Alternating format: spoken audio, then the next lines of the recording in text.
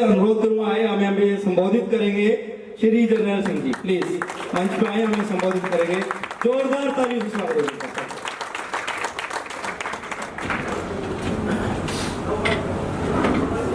मंच आसीन dignitaries and participants, सभी को जय हिंद। मैजिस्ट्रेट, वकील, सरकारी वकील और मैजिस्ट्रेट और एडीजे, ये सिविल राइट को लड़ते लड़ते, समझते समझते और डिसाइड करते करते रिटायर हो गए।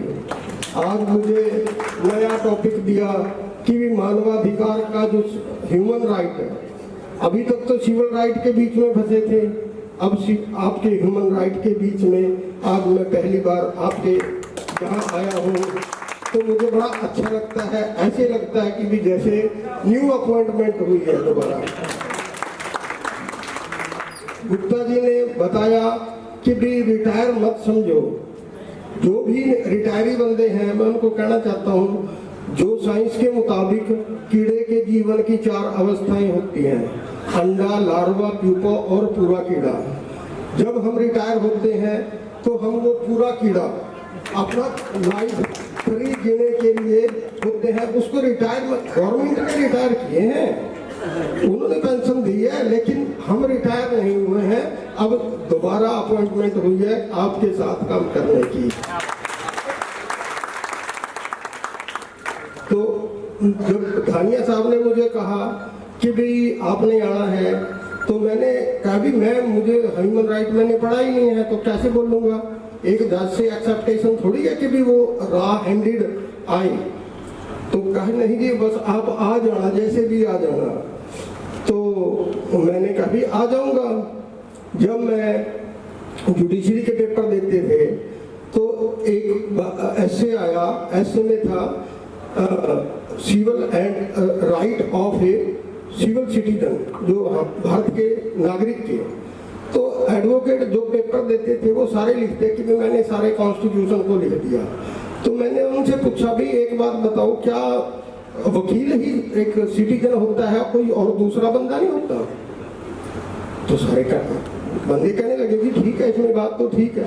तो हमारा जो पढ़ा लिखा वर्ग है या जिसने सिविल राइट पढ़े हैं वही तो सिविल राइट नहीं, सिविल राइट तो उसके भी हैं जिसको गुप्ता जी ने कहा इवन ए जो एनिमल है उसके भी राइट है। जब अक्यूज्ड मेरे सामने खड़ा होता था उसको उसका भी राइट है, उसको डांटा ना जाए, उसको जो सजा हो तो सजा मिले, उसको ऐसे थोड़ी अननेसेसरीली हरास किया जाए।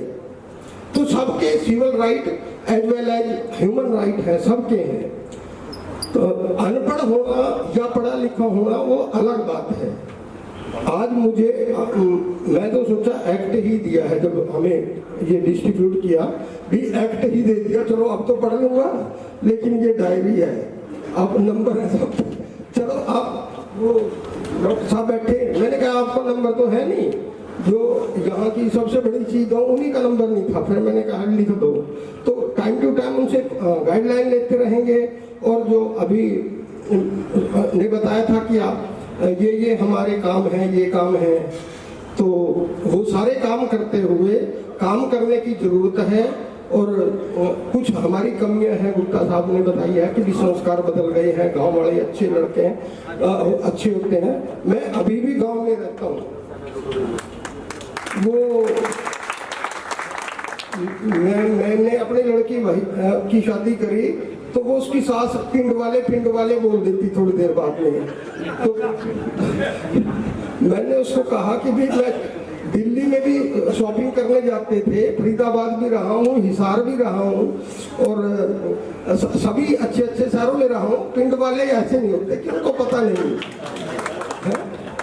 तो ऐसे आपके जो राइट हैं, आप यहाँ पे पार्टिसिपेट किया, जिन्होंने नहीं किया उनको आपने बताना है, उनके हक के लिए अगर आप जिएंगे, उनका काम करेंगे, तभी आपका ह्यूमन राइट पार्टिसिपेंट होने का फायदा है। इग्नोर करके चले जाएंगे, जुल्म करने वाले से जुल्म होते देख के अगर इग्नोर करके चले जाएंगे तो वो ह्यूमन राइट नहीं होगा।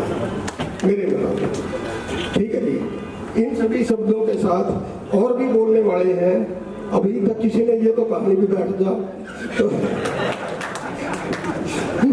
मैं फिर भी चाहूंगा कि भी ज्यादा टाइम ना लेता हुआ, अभी बोलने की जो आजादी है ये रिटायर होने के बाद ही मिली है, उससे पहले बोलना नहीं जाता था, या जो बैठे छोड़ते रहते हैं। तो अब मुझे बोलने की आजादी मिले, इसका मतलब ये नहीं अननेसेसरी बोलता जाऊं। तो धन्यवाद, आप सभी ने पेशेंटली सुना और अप्रिशिएट किया, धन्यवाद सर।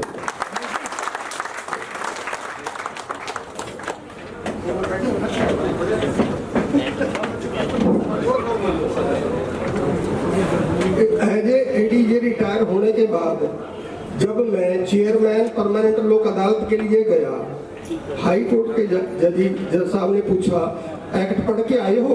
मैं कहना वो जो होता है परमानेंट लोक अदालत का एक्ट, कहना जी इवन देन भी मेरा सिलेक्शन हुआ था, मैं एज ए चेयरमैन लगा था। आपने सारा एक्ट पढ़ा ना पढ़ा वो रेलेवेंट नहीं, आपने काम करने का